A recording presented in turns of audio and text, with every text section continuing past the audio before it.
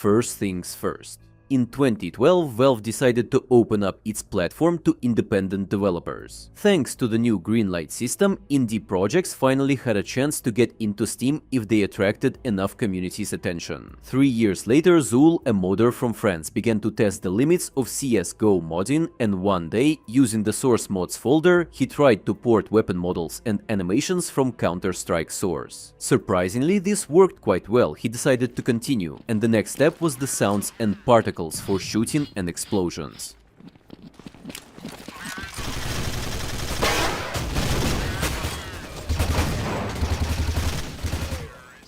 Step by step, a mention of Counter-Strike Global Source appeared on the YouTube channel. And then, along with remakes of characters, models, weapons, and even maps, classic Offensive begins. According to the creator, this mod was just a test run. Previously, he worked on mods for Team Fortress 2 and other Source games, but after the release of CSGO, he found a new ground for his experiments. In 2016, after the community's excitement and getting into the list of top mods according to the ModDB, Zul decided to try his luck and publish the project on Steam Greenlight, with the goal of publishing it as a separate app in the Valve store. It took only a few weeks for the project to get the checkmark, meaning it was in fact greenlit. Time passed, and for some reason the Counter-Strike developers began to act weirdly, first making some dubious promises and then completely ignoring the project. In a nutshell, the goal of Classic Offensive is to combine the best solutions and ideas from all Counter-Strikes into one project and create the most vanilla experience without any visual junk like skins, stickers, agents, and now keychains.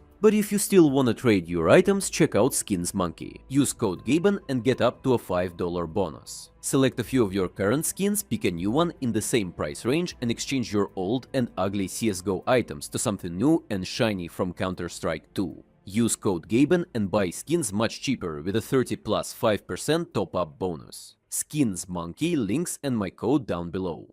It is important to note that quite a lot of people participated in the creation of this project, and sometimes I cannot bring myself to call it an ordinary mod. In my opinion, this is a full-fledged game with its own unique features. The first and most obvious thing you will see when you enter the game is of course the modified panorama UI interface from CSGO. In the background you can see the original project art in the old school style, and in the left menu there is a tab with all the important settings. A button to start your lobby, a list of servers, and to the surprise of many, a Faceit button. In case you didn't know, at the start of this project Zul agreed to use their ecosystem for full-fledged matchmaking. And it seems that we might see an actual competitive aspect of Classic Offensive if the mod once again attracts a huge interest and Valve doesn't get in the way. As you might have guessed, there is no and will never be ranked matchmaking by default. Zul prefers the old-school approach, where anyone could host a server and join via the list in the main menu. Before attempting to create a lobby, you should start a firing range to explore the most important changes. Right after loading the map, in addition to choosing a team, you will be able to choose your character's appearance.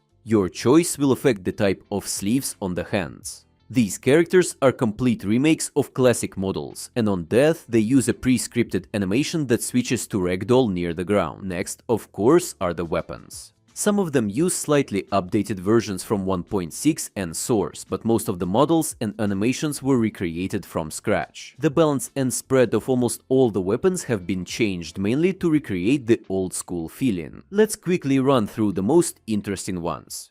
Deagle. A pretty nice model with highly detailed material and improved moving accuracy. AK-47 with the bolt and bullets flying out to the left side as in 1.6. M4A1S with the same incorrect bolt and bullets to the left. At the same time, they return the old mechanic when you don't have to wait for the entire animation of putting on the silencer. The same silencer feature on the updated USPS.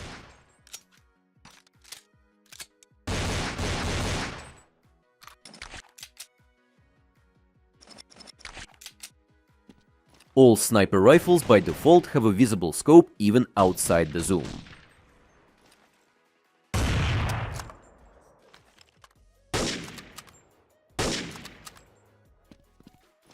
Zoom in AUG and SG works with the help of the eyes and not attached optics.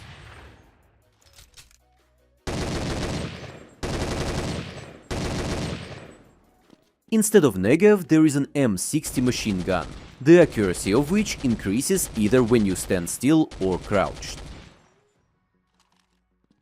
Comeback of TMP with a silencer.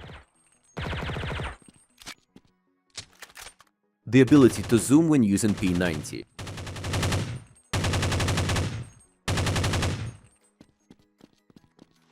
Improved Glock.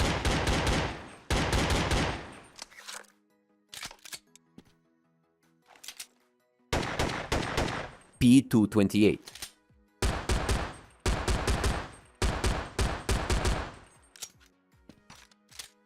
Berettas.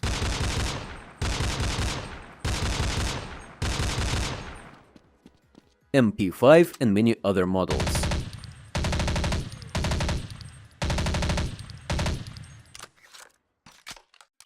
Of course, a knife with a legendary grip and attack animations that kills the enemy with one successful headshot. The return of the shield, which knocks the weapon out of the enemy's hands and fully absorbs damage when hanging on the back. And the low grenade launcher, which can only be purchased on the T side and will blow up the enemy upon direct contact. These two items are optional and server admins can disable them using a console command. In addition, I would like to mention the grenade mechanics, which only rotate along one axis and behave completely identical to CS 1.6, flying through the narrowest spaces and even opening doors. The flash effect is visible even if it explodes behind an object. Two types of smoke grenades, which either spread instantly like in CSGO or slowly create a cloud like in 1.6.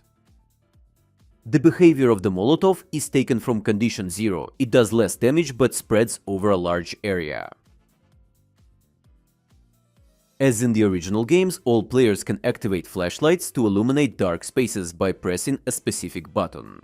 And a few exclusive items that are only available in certain modes. We'll talk about those later. An important aspect of the gameplay is the return of cardboard walls that can be easily sprayed through.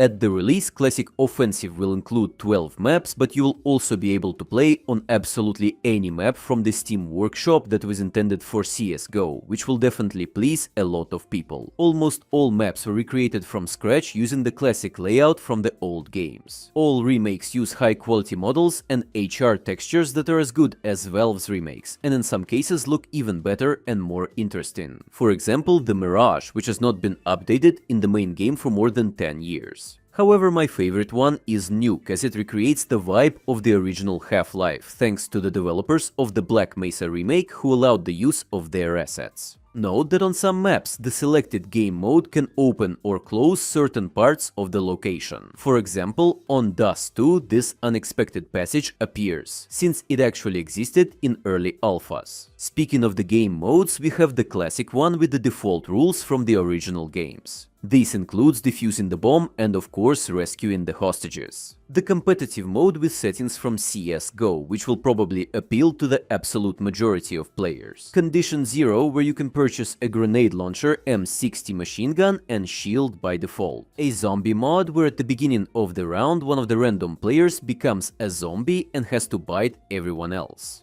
When you kill a zombie, you refill your ammo box, which is used to instantly replenish ammunition. Team mode Kill Confirmed, where you must pick up the enemy's skull after death to confirm the kill and earn a point for your team.